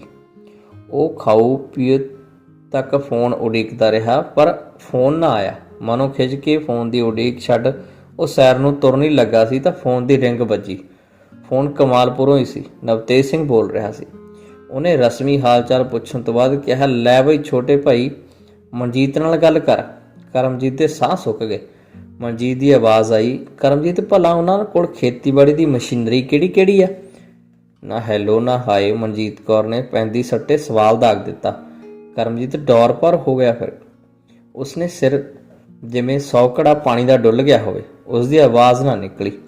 ਜਦੋਂ ਕਰਮਜੀਤ ਇੱਕ ਦਿਨ ਸੁਰਮੁਖ ਸਿੰਘ ਦੇ ਘਰ ਗਿਆ ਸੀ ਤਾਂ ਉਹ ਕਰਮਜੀਤ ਨੂੰ ਲੁਧਿਆਣੇ ਖੇਤੀਬਾੜੀ ਯੂਨੀਵਰਸਿਟੀ ਵੱਲੋਂ ਲਾਏ ਕਿਸਾਨ ਮੇਲੇ 'ਚ ਨਵਾਂ ਖਰੀਦ ਕੇ ਲਿਆਂਦਾ ਰੋਟਾਵੇਟਰ ਦਿਖਾਉਣ ਹਵੇਲੀ ਲੈ ਗਿਆ। ਰੋਟਾਵੇਟਰ ਦੇਖ ਕੇ ਸੁਰਮੁਖ ਸਿੰਘ ਹਵੇਲੀ 'ਚ ਪਈ ਬਾਕੀ ਮਾਡਰਨ ਮਸ਼ੀਨੀ ਬਾਰੇ ਵੀ ਦੱਸਣ ਲੱਗਾ। ਕਰਮਜੀਤ ਤੋਂ ਸੁਰਮੁਖ ਸਿੰਘ ਦੀਆਂ 2 ਕਨਾਲਾਂ ਹਵੇਲੀ 'ਚ ਪਏ ਸੰਦਾਂ ਦੀ ਗਿਣਤੀ ਨਾ ਹੋ ਸਕੀ। ਉਸ ਅੰਦਾਜ਼ਾ ਲਾਇਆ ਕਿ ਕਰੀਬ 50 ਲੱਖ ਦੀ ਮਸ਼ੀਨਰੀ ਸਮੇਤ ਨਿਊ ਹਾਲੈਂਡ ਟਰੈਕਟਰ ਦੇ ਹਵੇਲੀ ਵਿੱਚ ਪਈ ਹੋਵੇਗੀ। ਉਹਨੇ ਮਨਜੀਤ ਕੌਰ ਨੂੰ ਮਸ਼ੀਨਰੀ ਦੇ ਮੋਟੇ-ਮੋਟੇ ਨਾਂ ਗਿਣਾਏ। ਬਹੁਤੇ ਨਾਮ ਉਹਦੀ ਜ਼ੁਬਾਨ 'ਤੇ ਹੀ ਨਾ ਆਏ। ਠੀਕ ਹੈ, ਕਿਸੇ ਮਸ਼ੀਨਰੀ ਦਾ ਨਾਮ ਤੈਨੂੰ ਭੁੱਲ ਵੀ ਗਿਆ ਹੋਊਗਾ। ਕੋਈ ਨਾ। ਜਦੋਂ ਕਰਮਜੀਤ ਨੇ ਮੋਟੇ-ਮੋਟੇ ਨਾਮ ਗਿਣਾਏ ਤਾਂ ਮਨਜੀਤ ਕੌਰ ਨੇ ਟਕੋਰ ਜਿਹੀ ਕੀਤੀ। ਤੂੰ ਮੇਰਾ ਵੀਰ ਐਂ ਕਰ, ਮਨਜੀਤ ਕੌਰ ਕਹਿਣ ਲੱਗੀ। ਕਰਮਜੀਤ ਸਾਹ ਰੋਕ ਸੁਣਨ ਲੱਗਾ। ਮਲਟੀਪਰਜ਼ ਕੋਆਪਰੇਟਿਵ ਸੁਸਾਇਟੀ ਦੇ ਸੈਕਟਰੀ ਤੋਂ ਪਤਾ ਕਰਕੇ ਦੱਸ ਕਿ ਸੁਰਮੁਖ ਸਿੰਘ ਦੇ ਸਿਰ ਸੁਸਾਇਟੀ ਦਾ ਕਰਜ਼ਾ ਕਿੰਨਾ ਕਾ? ਹੈਲੋ, ਮੇਰੀ ਆਵਾਜ਼ ਆਉਂਦੀ ਆ? ਕਰਮਜੀਤ ਨੂੰ ਚੁੱਪ ਕੀਤਾ ਮਹਿਸੂਸ ਕਰ ਮਨਜੀਤ ਕੌਰ ਨੇ ਪੁੱਛਿਆ। ਹਾਂ ਭਾਬੀ ਜੀ, ਆਉਂਦੀ ਆ ਆਵਾਜ਼, ਉਸ ਗਲਾ ਸਾਫ਼ ਕਰਦਿਆਂ ਕਿਹਾ। ਕਰਮਜੀਤ ਸੋਚਣ ਵਾਲੀ ਗੱਲ ਹੈ। 50 ਲੱਖ ਦੀ ਮਸ਼ੀਨਰੀ ਐਵੇਂ ਨਹੀਂ ਬਣ ਜਾਂਦੀ। ਜੱਟਾਂ ਜ਼ਿਮੀਂਦਾਰਾਂ ਦੀਆਂ ਕਿਤੇ ਇੰਨੀਆਂ ਕਮਾਈਆਂ, ਜ਼ਰੂਰ ਕਰਜ਼ਾ ਚੁੱਕਿਆ ਹੋਵੇ ਇਸ ਜੱਟ ਨੇ। ਮੈਂ ਤਾਂ ਡਰਦੀ ਹਾਂ ਭਈ ਕਿਤੇ ਇਹ ਟੱਬਰ ਵੱਡਾ ਕਰਜ਼ਾਈ ਨਾ ਹੋਵੇ। ਮੇਰਾ ਹੋਣ ਵਾਲਾ ਜਵਾਈ ਤਾਂ ਕਰਜ਼ਾ ਲਾਉਂਦਾ ਹੀ ਬੁੜਾ ਹੋ ਜੂ। ਕੈਨੇਡਾ 'ਚ ਸੁੱਖ ਸਹੂਲਤਾਂ ਕਦੋਂ ਮਾਣੂ? ਉਹਦੀ ਕਮਾਈ ਤਾਂ ਇੰਨਾ ਜੋਗੀ ਹੋਊ। ਕੱਲੀ ਧੀ ਦੀ ਕਮਾਈ ਨਾਲ ਘਰ ਕਿੱਦਾਂ ਚੱਲੂ? ਕੁੜੀ ਖਵਾ ਕੇ ਹੰਢਾ ਕੇ ਕਦੋਂ ਦੇਖੂ? ਦੂਜੀ ਗੱਲ ਤੈਨੂੰ ਪਤਾ ਹੀ ਆ, ਅੱਜ ਕੱਲ੍ਹ ਕਿਸਾਨ ਕਰਜ਼ਾਈ ਹੋ ਕਿੱਦਾਂ ਫਾਹੇ ਲੈ ਰਹੇ ਆ। ਹਾਂ ਭਾਬੀ ਜੀ, ਕਰਮਜੀਤ ਦੀ ਮਸਾਂ ਆਵਾਜ਼ ਨਿਕਲੀ। ਮੈਂ ਸਖਤ ਮਿਹਨਤ ਨਾਲ ਕੈਨੇਡਾ 'ਚ ਪੱਕੀ ਹੋਈ ਆਪਣੀ ਮੁਟਿਆਰ, ਸੋਹਣੀ ਸੁਨੱਖੀ, ਪੜ੍ਹੀ ਲਿਖੀ ਤੇ ਸਰੂ ਵਰਗੀ ਧੀ ਦੀ ਧੌਣ ਕਰਜ਼ੇ ਦੀ ਪੰਡ ਥੱਲੇ ਨਹੀਂ ਦੇ ਸਕਦੀ। ਸਾਰੀ ਉਮਰ ਉਹ ਮੇਰੇ ਕੀਰਨੇ ਪਾਊ। ਮੇਰਾ ਵੀਰ ਕੋਆਪਰੇਟਿਵ ਸੁਸਾਇਟੀ ਦੇ ਸੈਕਟਰੀ ਦੇ ਦਸਤਖਤਾਂ ਨਾਲ ਹੇਠ ਲਿਖਾ ਕੇ ਲਿਆ ਕੇ ਇਹਨਾਂ ਦੇ ਸਿਰ ਸੁਸਾਇਟੀ ਦੀਆਂ ਦੇਣਦਾਰੀਆਂ ਕਿੰਨੀਆਂ ਕਾ? ਭਾਬੀ ਜੀ, ਮੈਨੂੰ ਪਤਾ ਹੀ ਹੈ ਇਹਨਾਂ ਦੀ ਆਮਦਨ ਬਹੁਤ ਆ। ਕਰਜ਼ਾ ਚੁੱਕਣ ਦੀ ਇਹਨਾਂ ਨੂੰ ਕੀ ਲੋੜ ਆ? ਕਰਮਜੀਤ ਨੇ ਹੌਸਲੇ ਜਿਹਾ ਕਰਕੇ ਦਲੀਲ ਦਿੱਤੀ। ਮੈਂ ਨਿਆਣੀ ਨਹੀਂ ਕਰਮਜੀਤ, ਮੈਨੂੰ ਪਤਾ ਅੱਜ ਕੱਲ੍ਹ ਉੱਪਰੋਂ ਦਿਖਾਵੇ ਕਰਦੇ ਆ ਲੋਕ, ਸਭ ਲਿਫਾਫੇ ਹੀ ਆ। ਵਿੱਚੋਂ ਤਾਂ ਜੱਟ ਦਾ ਵਾਲ-ਵਾਲ ਕਰਜ਼ੇ ਨਾਲ ਪੁਰੰਨਿਆ ਪਿਆ। ਕਰਜ਼ਾਈ ਬੰਦੇ ਦੀ ਕੋਈ ਜਿਉਣ ਆ, ਹਰ ਵੇਲੇ ਕਰਜ਼ੇ ਦੀ ਤਲਵਾਰ ਸਿਰ 'ਤੇ ਲਟਕਦੀ ਰਹਿੰਦੀ ਆ। ਮੇਰਾ ਵੀਰ ਜਰਾ ਛੇਤੀ ਪਤਾ ਕਰੀ। ਕੋਮਲ ਲਈ ਹੋਰ ਵੀ ਚੜੇਂਦੇ ਪਰਿਵਾਰਾਂ ਦੇ ਰਿਸ਼ਤੇ ਆ ਰਹੇ ਆ। ਕਾਫੀ ਪੁੱਛ ਪਰਚੀਤ ਤਾਂ ਤੂੰ ਕਰ ਹੀ ਲਈ ਆ, ਇਹ ਵੀ ਕਰ ਲੈ। ਮੈਂ ਚਾਹੁੰਦੀ ਹਾਂ ਕੁੜੀ ਦਾ ਸ਼ਗਨ ਤੇਰੇ ਹੱਥੀਂ ਪਵਾਵਾਂ। ਚੰਗਾ ਮੇਰਾ ਵੀਰ, ਫੋਨ ਬੰਦ ਕਰਦੀ ਆ, ਛੇਤੀ ਪਤਾ ਦੇਈਂ। ਚੰਗਾ, ਓਕੇ। ਕਰਮਜੀਤ ਸਿਰ ਫੜ ਕੇ ਬਹਿ ਗਿਆ। ਕੀ ਗੱਲ, ਇੱਦਾਂ ਕਾਹਤੇ ਬੈਠ ਗਏ? ਕੀ ਕਿਹਾ ਮਨਜੀਤ ਭੈਣ ਜੀ ਨੇ? ਹੋਰ ਕੁਝ ਪੁੱਛਣਾ? ਰਾਤ ਦੀ ਰੋਟੀ ਪਕਾ ਚੁੱਕਣ ਤੋਂ ਬਾਅਦ ਆਟੇ ਨਾਲ ਲਿਬੜੇ ਹੱਥੀਂ ਕੁਲਵਿੰਦਰ ਕੌਰ ਕਰਮਜੀਤ ਕੋਲ ਆਉਂਦੀ ਨੇ ਇੱਕੋ ਸਾਹੇ ਸਵਾਲ ਪੁੱਛੇ। ਉਹ ਕੋਲ ਖੜੀ ਹੱਥਾਂ ਨੂੰ ਆਪਸ ਵਿੱਚ ਰਗੜਦੀ ਰਹੀ। ਆਟੇ ਦੀਆਂ ਵੱਟੀਆਂ ਬਣ ਧਰਤੀ 'ਤੇ ਡਿੱਗ ਰਹੀਆਂ ਸਨ। ਇਹ ਤੇਰੀ ਮਨਜੀਤ ਭੈਣ ਜੀ ਤਾਂ ਵਕੀਲ ਬਣਨਾ ਚਾਹੁੰਦੀ ਸੀ। ਇੰਨੀ ਇਨਕੁਆਇਰੀ? ਰਹੇ ਰੱਬ ਦਾ ਨਾਂ, ਇਨਕੁਆਇਰੀ ਕਰ ਰੱਜਦੀ ਨਹੀਂ। ਕੈਨੇਡਾ ਦੀ ਚੱਕੀਓ ਬੜੀ ਹੰਕਾਰੀ ਆ। ਖਰਿਆ ਇਹਦੇ ਨਾਲ ਕਿਹੜਾ ਕੈਨੇਡਾ ਨਾਲ ਰੱਬ ਬਣ ਗਿਆ? ਕ੍ਰੋਧ ਨਾਲ ਕਰਮਜੀਤ ਨੇ ਸਿਰ ਤਾਂ ਚੁੱਕ ਕੁਲਵਿੰਦਰ ਵੱਲ ਵੇਖਿਆ। ਜੀ, ਧੀ ਨੇ ਕੈਨੇਡਾ ਤੋਂ ਆਉਣਾ ਕੋਈ ਛੋਟੀ ਜਿਹੀ ਗੱਲ ਆ? ਉਹਨਾਂ ਦੀ ਤਾਂ ਹੁਣ ਆਕੜ ਹੀ ਨਹੀਂ ਮਾਣ। ਮੋਢਿਆਂ ਤੋਂ ਥੁੱਕਦੇ ਫਿਰਦੇ ਆ ਦੋਵੇਂ ਜੀ। ਕੁਲਵਿੰਦਰ ਆਪਣੇ ਹੱਥਾਂ ਨੂੰ ਰਗੜਦੀ ਰਹੀ। ਹੁਣ ਕਹਿੰਦੀ ਆ ਸਹਿਕਾਰੀ ਸੁਸਾਇਟੀ 'ਚੋਂ ਪੁੱਛ ਇਹਨਾਂ ਸਿਰ ਕਰਜ਼ਾ ਕਿੰਨਾ? ਫਿਰ ਕੀ ਹੋਇਆ, ਪੁੱਛ ਲਓ, ਨਾਲੇ ਤੁਹਾਡਾ ਫਿਰ ਤੁਰ ਕੇ ਝੱਸ ਪੂਰਾ ਹੋ ਜੂ। ਤੁਸੀਂ ਕਿਹੜਾ ਘਰੇ ਟਿਕਦੇ ਹੋ? ਗੱਲ ਵੀ ਤੁਸੀਂ ਤੋਰੀ ਸੀ, ਹੁਣ ਭੁਗਤੋ ਵੀ ਤੁਸੀਂ। ਕੁਲਵਿੰਦਰ ਨੇ ਟਾਂਚ ਜਿਹੀ ਕੀਤੀ। ਕਰਮਜੀਤ ਲੱਖਪੁਰ ਗਿਆ। ਕੋਈ ਨਹੀਂ ਕਰਮਜੀਤ, ਕਰ ਲਾ ਪਤਾ। ਸੁਰਮੁਖ ਸਿੰਘ ਕਰਮਜੀਤ ਦੀ ਗੱਲ ਸੁਣ ਬੋਲਿਆ, ਪੁੱਛ ਲਓ ਸੈਕਟਰੀ ਸਾਹਿਬ ਨੂੰ ਸਾਡੇ ਸਿਰ ਕਿੰਨਾ ਕੁ ਕਰਜ਼ਾ। ਸੈਕਟਰੀ ਦਾ ਨਾਮ ਰਵਿੰਦਰ ਸਿੰਘ ਆ, ਸਾਨੂੰ ਕੋਈ ਟੈਨਸ਼ਨ ਨਹੀਂ, ਪਰ ਉਸ ਜੱਟੀ ਦੀ ਤਸੱਲੀ ਹੋਣੀ ਚਾਹੀਦੀ ਆ, ਕਰਾ ਉਹਦੀ ਤਸੱਲੀ। ਹਾਲੇ ਕੈਨੇਡਨ ਦੀ ਤਸੱਲੀ ਨਹੀਂ ਹੋਈ। ਕੁਲਵੀਰ ਕੌਰ ਉਹਨਾਂ ਦੀਆਂ ਗੱਲਾਂ ਸੁਣ ਕੋਲ ਆਈ। ਹਾਲੇ ਤਾਂ ਕੁੜੀ ਪੱਕੀ ਹੋਈ ਆ, ਜਿੱਦਣ ਇਹ ਕੈਨੇਡਾ ਚੱਲ ਗਏ ਉਦਣ ਤਾਂ ਅਸਮਾਨ ਨੂੰ ਟਾਕੀਆਂ ਲਾਊ। ਕੁਲਵੀਰ ਕੌਰ ਸੋਫੇ ਤੇ ਬੈਠਦੀ ਫਿਰ ਬੋਲੀ, ਕਰਜ਼ੇ ਦੀ ਇਨਕੁਆਇਰੀ ਦਾ ਸਾਨੂੰ ਕੋਈ ਧੜਕੂ ਨਹੀਂ। ਬਲਜੀਤ ਦਾ ਨਸ਼ੇ ਨਾ ਕਰਨ ਦੀ ਇਨਕੁਆਇਰੀ ਵੀ ਤਾਂ ਕਰ ਹੀ ਲਈ ਆ, ਇਹ ਵੀ ਕਰ ਲਵੇ। ਕਰਮਜੀਤ ਸਿੰਘ ਨਸ਼ਾ ਨਾ ਕਰਨ ਦੀ ਇਨਕੁਆਇਰੀ ਦੀ ਸੁਣ ਨਿੰਮੋ ਝੂਣਾ ਜਿਹਾ ਹੋ ਗਿਆ। ਇਹ ਭਿਣਕ ਵੀ ਇਹਨਾਂ ਦੇ ਕੰਨੀ ਪੈ ਗਈ। ਉਸ ਹੈਰਾਨੀ ਵਿੱਚ ਸੋਚਿਆ, ਉਸ ਨੂੰ ਆਪਣਾ ਆਪ ਦੋ ਪੁੜਾਂ ਵਿਚਾਲੇ ਫਸਿਆ ਮਹਿਸੂਸ ਹੋਇਆ। ਅਸੀਂ ਤਾਂ ਖੁੱਲ੍ਹੀ ਕਿਤਾਬ ਵਾਂਗੂ ਆ, ਜਿਹੜਾ ਮਰਜ਼ੀ ਕੋਈ ਸਫ਼ੇ ਪੜ੍ਹ ਲਵੇ। ਕਰ ਲਾ ਮੇਰਾ ਵੀਰ ਪਤਾ, ਸੈਕਟਰੀ ਕੋਲੋਂ ਕੋਈ ਟੈਨਸ਼ਨ ਨਹੀਂ। ਕੁਲਵੀਰ ਕੌਰ ਨਿਡਰਤਾ ਨਾਲ ਸੁਭਾਵਿਕ ਜਿਹੇ ਰੌਂ ਵਿੱਚ ਬੋਲੀ। ਕਰਮਜੀਤ ਨੇ ਸੈਕਟਰੀ ਨਾਲ ਸਾਰੀ ਗੱਲਬਾਤ ਕੀਤੀ। ਸੈਕਟਰੀ ਨੇ ਸੋਚ ਵਿਚਾਰ ਕੇ ਸੁਰਮੁਖ ਸਿੰਘ ਦਾ ਖਾਤਾ ਦੇਖਿਆ। ਸਿਰਫ 30,000 ਦਾ ਦੇਣਦਾਰ ਆ ਸੁਰਮੁਖ ਸਿੰਘ। ਇਹ ਦੇਣਦਾਰੀ ਵੀ ਐਤਕੀ ਖਾਧੀ ਆ। ਸੁਸਾਇਟੀ ਨਾਲ ਉਹਦਾ ਲੈਣ ਦੇਣ ਬਹੁਤ ਸਾਫ਼ ਆ, ਉਹ ਕਦੀ ਡਿਫਾਲਟਰ ਵੀ ਨਹੀਂ ਹੋਇਆ। ਹਾੜੀ ਦਾ ਦੇਣ ਲੈਣ ਸੌਣੀ ਦਾ ਲੈਣ ਹਾੜੀ ਨੂੰ ਨਿਬੇੜ ਦਿੰਦਾ। ਕੋਈ ਹੋਰ ਦੇਣਦਾਰੀ ਰਿਕਾਰਡ ਵਿੱਚ ਨਹੀਂ, ਸੈਕਟਰੀ ਨੇ ਰਜਿਸਟਰ ਬੰਦ ਕਰਦਿਆਂ ਦੱਸਿਆ। ਕਰਮਜੀਤ ਨੇ ਤਰਲਾ ਕਰਕੇ ਇਹ ਕਾਗਜ਼ ਲਿਖਵਾ ਕੇ ਮੋਹਰ ਲਾ ਕੇ ਦਸਤਖਤ ਕਰਵਾ ਲਏ। ਇਹ ਕਾਗਜ਼ ਕਿਸੇ ਹੋਰ ਨੂੰ ਨਾ ਦਿਖਾਇਓ, ਹਰੇਕ ਮੈਂਬਰ ਦੀ ਪ੍ਰਾਈਵੇਸੀ ਹੁੰਦੀ ਆ, ਅਸੀਂ ਕਿਸੇ ਦੂਜੇ ਨੂੰ ਦੱਸ ਨਹੀਂ ਸਕਦੇ। ਮੈਂ ਕਾਨੂੰਨ ਤੋਂ ਬਾਹਰ ਜਾ ਕੇ ਰਿਸਕ ਲੈ ਕੇ ਤੁਹਾਡਾ ਕੰਮ ਕਰ ਰਿਹਾ। ਸੈਕਟਰੀ ਨੇ ਕਾਗਜ਼ ਕਰਮਜੀਤ ਨੂੰ ਫੜਾ ਦਿੱਤਾ। ਤੁਸੀਂ ਚਿੰਤਾ ਨਾ ਕਰੋ, ਮੈਂ ਗੁਪਤੀ ਰੱਖੂੰਗਾ, ਕਰਮਜੀਤ ਨੇ ਵਾਅਦਾ ਕੀਤਾ। ਕਰਮਜੀਤ ਤੇ ਕੁਲਵਿੰਦਰ ਕਮਾਲਪੁਰ ਆ ਗਏ। ਵਿਹੜੇ ਵਿੱਚ ਮੋਟਰਸਾਈਕਲ ਖੜਾ ਕਰਕੇ ਰਾਤ ਬਲ ਦੀ ਬੈਠਕ ਵਿੱਚ ਬੈਠ ਗਏ। ਸੋਫੇ ਤੇ ਬੈਠਦਿਆਂ ਕਰਮਜੀਤ ਨੇ ਹੌਕੇ ਵਰਗਾ ਸਾਹ ਲਿਆ। ਮਨਜੀਤ ਕੌਰ ਉਹਨਾਂ ਲਈ ਪਾਣੀ ਦਾ ਗਲਾਸ ਲੈ ਬੈਠਕ ਵਿੱਚ ਆ ਗਈ। ਕਰਮਜੀਤ ਨੇ ਇੱਕ ਹੱਥ ਵਿੱਚ ਗਲਾਸ ਪਾਇਆ ਤੇ ਦੂਜੇ ਹੱਥ ਨਾਲ ਜੇਬ ਵਿੱਚੋਂ ਕੋਆਪਰੇਟਿਵ ਸੁਸਾਇਟੀ ਦੇ ਸੈਕਟਰੀ ਵੱਲੋਂ ਲਿਖ ਕੇ ਦਿੱਤਾ ਕਾਗਜ਼ ਕੱਢ ਮਨਜੀਤ ਕੌਰ ਵੱਲ ਛਾਤੀ ਚੌੜੀ ਕਰਕੇ ਵਧਾਇਆ। ਪਾਣੀ ਦਾ ਗਲਾਸ ਬੁੱਲਾਂ ਨੂੰ ਲਾ ਉਹ ਇੱਕੋ ਡੀਕ ਪੀ ਗਿਆ, ਜਿਵੇਂ ਬਹੁਤਾ ਪਿਆਸਾ ਹੋਵੇ। ਨਵਤੇਜ ਸਿੰਘ ਘਰ ਨਹੀਂ ਸੀ। ਮਨਜੀਤ ਕੌਰ ਨੇ ਕੋਆਪਰੇਟਿਵ ਸੁਸਾਇਟੀ ਦਾ ਕਾਗਜ਼ ਪੜ੍ਹਿਆ। ਗਲਾਸ ਸ਼ੀਸ਼ੇ ਵਾਲੇ ਟੇਬਲ ਤੇ ਰੱਖ ਕਰਮਜੀਤ ਨੇ ਮਨਜੀਤ ਕੌਰ ਵੱਲ ਵੇਖਿਆ। ਭਾਬੀ ਜੀ, ਆ ਮੈਂ ਜੋੜੇ ਤੁਹਾਡੇ ਅੱਗੇ ਹੱਥ। ਕਰਮਜੀਤ ਨੇ ਆਪਣੇ ਦੋਵੇਂ ਹੱਥ ਜੋੜ ਲਏ। ਮੈਥੋਂ ਇਹ ਵਿਚੋਲਗੀ ਨਹੀਂ ਹੋਣੀ। ਮੇਰੀ ਤੁਹਾਨੂੰ ਸਤਿ ਸ੍ਰੀ ਅਕਾਲ। ਬਸ ਹੁਣ ਕੋਈ ਹੋਰ ਇਨਕੁਆਇਰੀ ਕਰਨ ਲਈ ਨਾ ਮੈਨੂੰ ਆਖਿਓ। ਅੱਜ ਉਹਨੇ ਘਰੋਂ ਤੁਰਨ ਸਮੇਂ ਮਨਜੀਤ ਕੌਰ ਨਾਲ ਕੋਰੀ ਗੱਲ ਕਰਨ ਲਈ ਮਨ ਬਣਾ ਲਿਆ ਸੀ। ਨਹੀਂ ਕਰਮਜੀਤ, ਵਿਚੋਲਗੀ ਤਾਂ ਹੁਣ ਤੂੰ ਹੀ ਕਰੇਂਗਾ। ਮਨਜੀਤ ਕੌਰ ਨੇ ਕਾਗਜ਼ ਤੋਂ ਨਜ਼ਰ ਚੁੱਕ ਤੇ ਕਰਮਜੀਤ ਵੱਲ ਸੁਖਾਵੇਂ ਜਿਹੇ ਰੌਂ ਨਾਲ ਵੇਖਿਆ। ਕੋਮਲ ਦਾ ਸ਼ਗਨ ਤਾਂ ਮੈਂ ਤੇਰੇ ਹੱਥੋਂ ਹੀ ਦਵਾਊਂ। ਸਾਰੀ ਇਨਕੁਆਇਰੀ ਹੁਣ ਕਰਕੇ ਮੈਨੂੰ ਤਸੱਲੀ ਆ, ਕੁੜੀ ਆਪਾਂ ਸਹੀ ਮੁੰਡਾ ਤੇ ਸਹੀ ਘਰ ਲੱਭਿਆ। ਤੇਰਾ ਧੰਨਵਾਦ। ਮਾਪਿਆਂ ਦੀ ਇਹ ਬਹੁਤ ਵੱਡੀ ਚਿੰਤਾ ਹੁੰਦੀ ਹੈ ਕਿ ਧੀ ਪੁੱਤ ਲਈ ਘਰ ਤੇ ਰਿਸ਼ਤੇ ਵਧੀਆ ਲੱਭੇ ਜਾਣ। ਆਪਾਂ ਸਭ ਕੁਝ ਵਧੀਆ ਲੱਭ ਲਿਆ। ਜੇ ਵਿਆਹ ਤੋਂ ਪਹਿਲਾਂ ਇਨਕੁਆਇਰੀ ਕਰ ਲਈ ਤਾਂ ਬਾਅਦ 'ਚ ਕੋਈ ਪਛਤਾਵਾ ਨਹੀਂ ਰਹਿੰਦਾ। ਟੈਨਸ਼ਨ ਮੁੱਕ ਗਈ ਆ। ਹੁਣ ਕੋਈ ਹੋਰ ਸਵਾਲ ਤਾਂ ਨਹੀਂ ਰਹਿ ਗਿਆ? ਕਰਮਜੀਤ ਨੇ ਗੁੱਸੇ ਵਿੱਚ ਹੱਸਦਿਆਂ ਕਿਹਾ। ਉਹਨੇ ਮਨਜੀਤ ਕੌਰ ਵੱਲ ਵੇਖਿਆ। ਉਹ ਚੁੱਪ ਸੀ। ਸੁਸਾਇਟੀ ਦੇ ਪੇਪਰ ਨੂੰ ਧਿਆਨ ਨਾਲ ਉਸ ਇੱਕ ਵਾਰੀ ਫਿਰ ਦੇਖਿਆ। ਹੁਣ ਤੂੰ ਐਂ ਕਰ, ਆਖਦਿਆਂ ਉਹ ਕੁਝ ਸੋਚਣ ਲੱਗੇ। ਕਰਮਜੀਤ ਸਾਹ ਰੋਕ ਉਸ ਵੱਲ ਵੇਖਣ ਲੱਗਾ। ਉਸਦਾ ਦਿਲ ਤੱਕ ਤੱਕ ਕਰਨ ਲੱਗਾ। ਅੱਜ ਵੀ ਉਹਦਾ ਪਿੰਡਾ ਤੋੜਨ ਲੱਗੀ। ਚੁੱਪ ਕੀਤੀ। ਮਨਜੀਤ ਕੌਰ ਵੱਲ ਵੇਖ ਕਰਮਜੀਤ ਡੁੱਬਦੇ ਚਿੱਤ ਸੋਚ ਰਿਹਾ ਸੀ, ਹੁਣ ਕੋਈ ਹੋਰ ਸਵਾਲ ਪਾਊ। ਹੁਣ ਮੈਂ ਕੁਛ ਨਹੀਂ ਪੁੱਛਣਾ, ਘਬਰਾ ਨਾ, ਬਸ ਮੇਰੀ ਤਸੱਲੀ ਆ।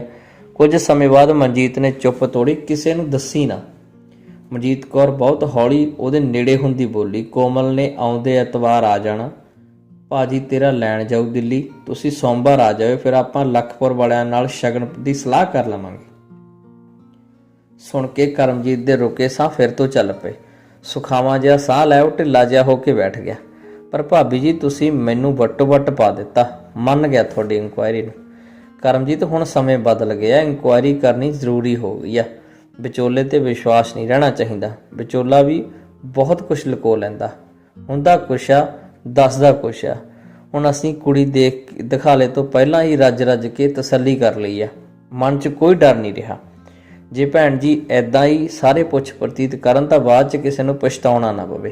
ਕੁਲਵਿੰਦਰ ਨੇ ਸੁਖਾਵਾਂ ਜਿਹਾ ਸਾਹ ਲਿਆ। ਬੁੱਕਲ 'ਚ ਗੁੜ ਭੰਨਣ ਵਾਲੇ ਤੋਂ ਬਾਅਦ 'ਚ ਅੱਖਾਂ ਦੇ ਘਸੁੰਨਦੇ ਦੇ ਰੋਂਦੇ ਆ। ਕਰਮਜੀਤ ਨੇ ਲਖਪੁਰ ਵਾਲਿਆਂ ਨਾਲ ਗੱਲ ਕੀਤੀ। ਸਾਨੂੰ ਕੋਈ ਕਾਹਲ ਨਹੀਂ, ਕੁੜੀ ਆਈ ਤੇ ਗੱਲ ਕਰਾਂਗੇ। ਤੱਤਾ ਤੱਤਾ ਚੱਟਣਾ ਅਸੀਂ ਸਿੱਖੇ ਨਹੀਂ, ਸਾਡੇ 'ਚ ਬਹੁਤ ਸਬਰ ਆ, ਕੁਲਵੀਰ ਕੌਰ ਨੇ ਧੀਰਜ ਨਾਲ ਕਿਹਾ। ਕੋਮਲ ਐਤਵਾਰ ਨੂੰ ਘਰ ਪਹੁੰਚ ਗਈ। ਕਰਮਜੀਤ ਤੇ ਕੁਲਵਿੰਦਰ ਸੋਮਵਾਰ ਨੂੰ ਉਹਨੂੰ ਮਿਲਣ ਕਮਾਲਪੁਰ ਗਏ। ਗੱਲਾਂ ਕਰਦਿਆਂ ਕੋਮਲ ਨੇ 14 ਫਰਵਰੀ ਨੂੰ ਸ਼ਗਨ ਦੀ ਇੱਛਾ ਦੱਸੀ। ਕੋਮਲ ਆਪਣੇ ਚਾਚੇ ਦਾ ਥੈਂਕ ਯੂ ਕਰ, ਬੜੀ ਨੱਠ ਭੱਜ ਕਰਾਈ ਇਹਦੀ ਵਿਚਾਰੇ ਦੀ, ਤੇਰੇ ਲਈ ਰਿਸ਼ਤਾ ਟੌਪ ਦਾ ਲੱਭਿਆ। ਹਰ ਚੀਜ਼ ਉਸ ਘਰ 'ਚ ਹੈਗੀ, ਰੱਜਿਆ ਪੁੱਜਿਆ ਪਰਿਵਾਰ ਆ, ਜ਼ਮੀਨ ਜਾਇਦਾਦ ਘਰ-ਬਾਰ ਤੇ ਘਰਾਣਾ ਬਹੁਤ ਅੱਛਾ। ਯਾਦ ਕਰੂੰਗੀ ਭਈ ਤੇਰੀ ਮਾਂ ਨੇ ਤੇਰੇ ਲਈ ਅੰਬਰੋਂ ਤਾਰਾ ਤੋੜਿਆ, ਮਨਜੀਤ ਕੌਰ ਫਖਰ ਨਾਲ ਬੋਲੀ। ਕਰਮਜੀਤ ਆਪਾਂ ਹੁਣ ਛੇਤੀ ਕਰੀਏ, ਚੰਗੇ ਘਰਾਂ ਦੇ ਮੁੰਡੇ ਕਿੱਥੇ ਲੱਭਦੇ ਆ, ਮਨਜੀਤ ਕੌਰ ਨਿੱਠ ਕੇ ਬੈਠੀ ਬੋਲੀ।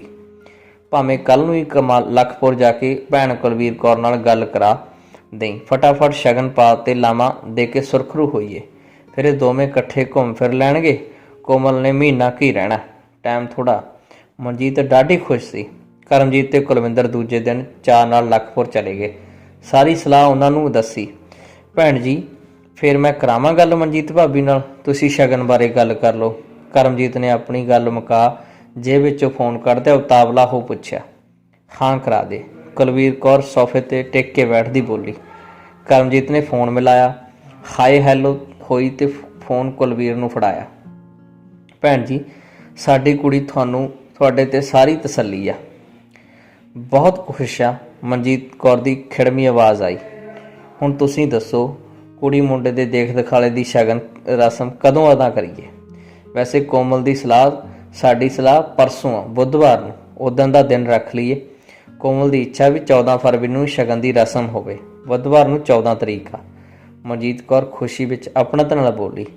ਭੈਣ ਜੀ ਤੁਸੀਂ ਸਾਡੇ ਤੇ ਮੁੰਡੇ ਬਾਰੇ ਆਪਣੀ ਸਾਰੀ ਤਸੱਲੀ ਕਰ ਲਈ ਆ, ਠੀਕ ਹੈ ਨਾ? ਹਾਂਜੀ ਹਾਂਜੀ ਕਰ ਲਈ ਆ ਤਸੱਲੀ, ਸਭ ਕੁਝ ਠੀਕ ਆ। ਮਨਜੀਤ ਕੌਰ ਠੰਡੀ ਜਿਹੀ ਬੋਲੀ। ਅਸੀਂ ਵੀ ਕੁੜੀ ਬਾਰੇ ਥੋੜ੍ਹੀ ਜਿਹੀ ਤਸੱਲੀ ਕਰਨੀ ਚਾਹੁੰਦੇ ਹਾਂ, ਮੁੰਡੇ ਕੁੜੀ ਦੀ ਜ਼ਿੰਦਗੀ ਦਾ ਸਵਾਲ ਹੈ, ਕੁਲਵੀਰ ਕੌਰ ਠਰਮੇ ਨਾਲ ਬੋਲੀ।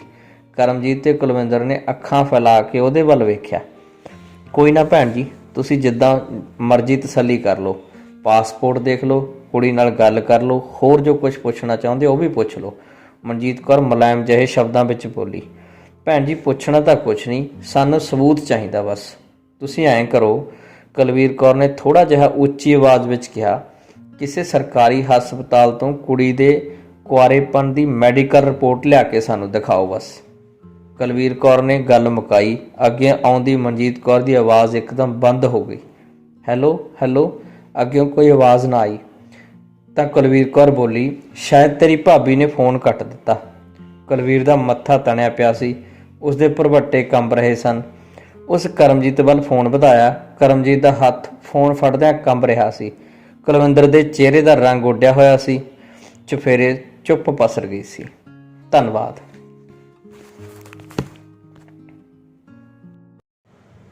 ਚੌਹਾਨ ਇੰਟਰਟੇਨਮੈਂਟ ਤੁਹਾਡਾ ਆਪਣਾ, ਤੁਹਾਡੇ ਲਈ।